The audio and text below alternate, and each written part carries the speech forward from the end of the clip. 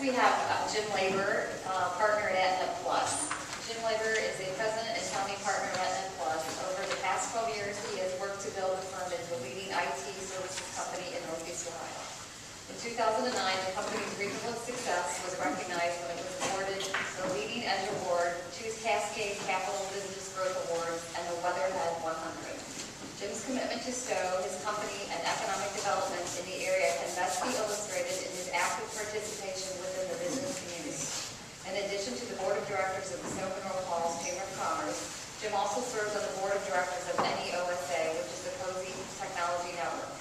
He is also an active member in the Greater Akron Chamber of Commerce, the Entrepreneurs Organization, and Rotary. As a recent 30 for the Future honoree, his achievements were acknowledged by the Greater Akron Chamber of Commerce. Jim uses his skills, experience, and knowledge in information technology to help other entrepreneurs improve their productivity and overall success. Thank you. Wow. It's always neat to hear that when you're not used to hearing things about yourself. Which, being a computer person, I don't like hearing things about myself. I like helping companies. One way that we do that is with what we call managed services. Managed services, in the highest level, what managed services basically means to a business owner.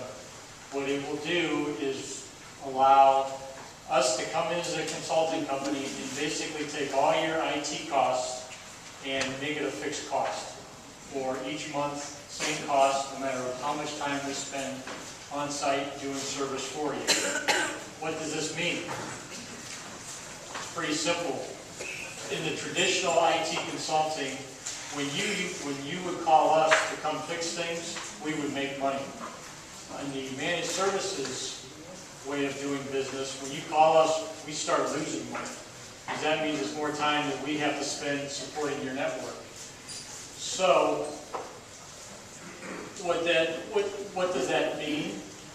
It means that the more efficient we make your network and the more we have to standardize your network, the more uptime you guys have, the less interruptions you guys have. Is managed services for everybody? Absolutely not.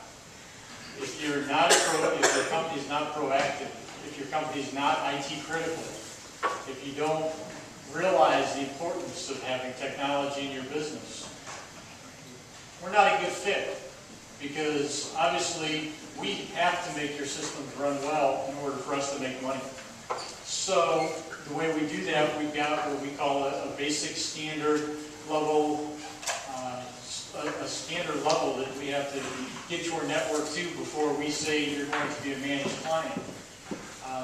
The best, because what we have to do is we have to predict what's going to fail. The good news is we've got tools and we've got utilities that allow us to help predict some of these failures, but we also have to we have to install security patches. We have to make sure your virus protection is up to date. We have to make sure your backups are running. We have to make sure you have a disaster recovery plan in place. That way, if something does happen, we can tell you how quickly we're going to get you back up and running.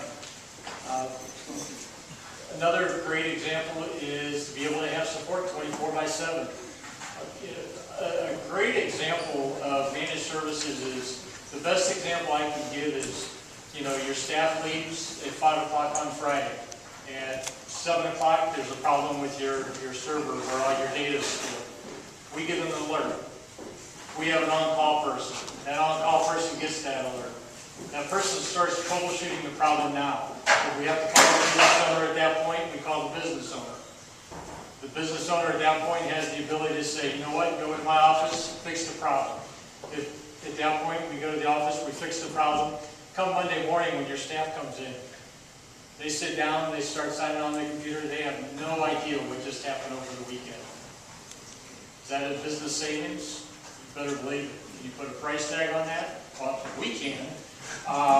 But, like I said, the amount, you have to understand what downtime costs you as a business owner.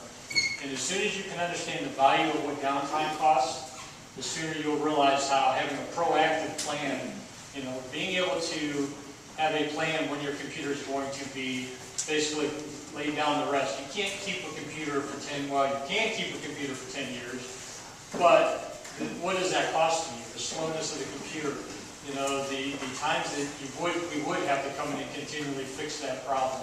If we keep it with current hardware, we keep things under warranty, when we have problems, we can fix them quicker.